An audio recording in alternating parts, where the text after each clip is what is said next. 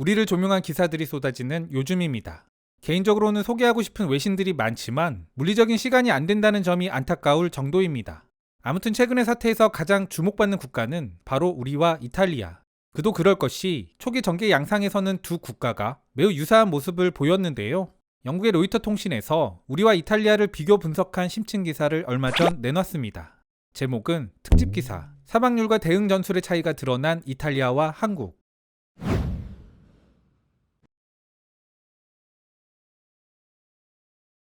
한국과 이탈리아, 이 두 국가의 사례는 이 세계적인 문제에 대해 그 방향성을 알려준다.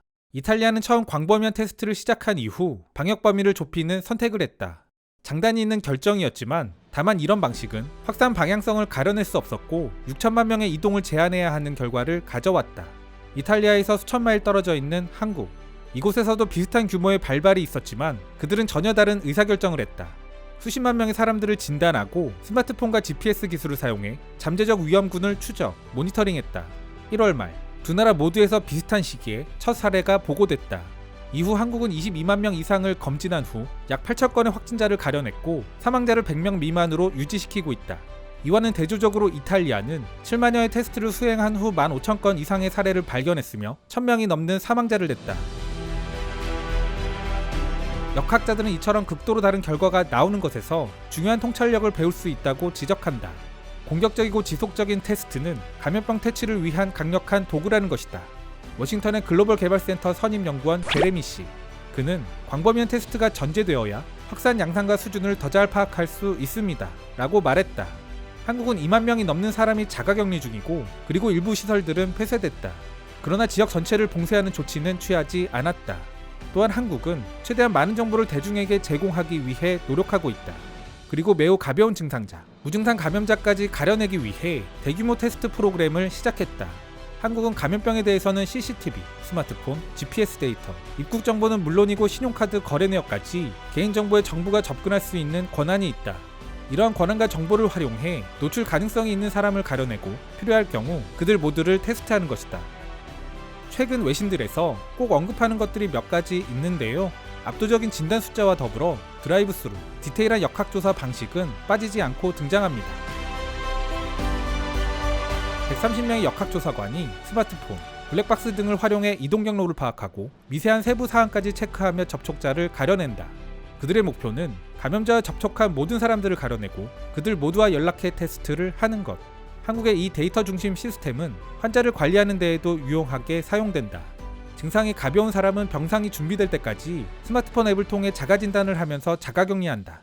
또한 의료진은 원격으로 이를 모니터링하며 확인한다. 이후 병상이 준비되면 구급차가 환자를 태워 병원으로 데려가는데 입원을 포함한 이 모든 것은 무료다. 이러한 한국의 접근 방식은 개인 프라이버시를 일부 희생한다. 한국의 시스템은 이를 매우 중요한 기본권으로 인식하는 유럽과 미국의 많은 사람들에게 받아들이기 힘들어 보일 수 있다. 그러나 비슷한 방법을 사용했던 중국, 싱가포르와는 다른 게 한국이다. 그들은 서구권과 마찬가지로 자신이 싫어하는 정책에 대해 빠르게 항의하는 많은 사람들이 존재하는 대형 민주주의 국가다. 이탈리아와 한국의 초기는 매우 유사했다. 발병 시기, 중소도시라는 지역, 그리고 초기 대응까지. 이탈리아도 초기에는 광범위한 테스트를 시도했다. 이는 한국의 31번 확진자, 그리고 이탈리아의 마띠아로 알려진 환자 이후 완전히 달라진다. 한국은 31번 환자가 등장한 이후 확산세가 빨라지자 더 공격적인 검진에 나서게 된다. 그들은 수많은 검진소를 마련했다. 여기에는 10여 분이면 검진이 끝나는 드라이브스루 테스트 시설 50여 개가 포함된다. 한국은 평균 12,000건의 케이스를 소화해냈으며 최대 용량은 하루 2만 건에 달한다. 그러나 이탈리아 정부는 한국과 다르게 마띠아 이후 확산세를 맞았을 때 유증상자만 검사하는 것으로 대응 방침을 변경했다. 그러면서 당국은 이것이 한정된 자원을 가장 효율적으로 배분하는 것이라고 밝혔다. 그러나 이 접근법은 위험을 수반했다. 즉, 무증상자 역시 전염원이 될 수 있는 것이다. 이탈리아는 선진적이고 효율적인 보건 시스템을 갖춘 것으로 평가된다. 세계보건기구에 따르면 이탈리아는 GDP의 8.9%를 보건의료 분야에 지출하고 있다. 7.3%를 지출하는 한국에 결코 뒤처지지 않는다. 그러나 이제 이탈리아의 시스템은 균형을 잃었다. 반면 한국에서는 2월 중순 피크치를 찍은 이후 새로 확인된 사례가 감소하기 시작했다. 추세가 조금 꺾이기 시작하면서 주변에서는 이번 사태에 대한 인식이 조금은 느슨해지는 느낌을 개인적으로 받고 있는데요. 하지만 우리가 익히 경험했듯 전염성이 매우 강한 만큼 끝까지 긴장을 늦춰서는 안 되지 않을까. 이와 더불어 이제는 역의 유입과 뻔히 예상되는 경기 침체에 대한 대책들이 필요한 시점이라는 생각입니다.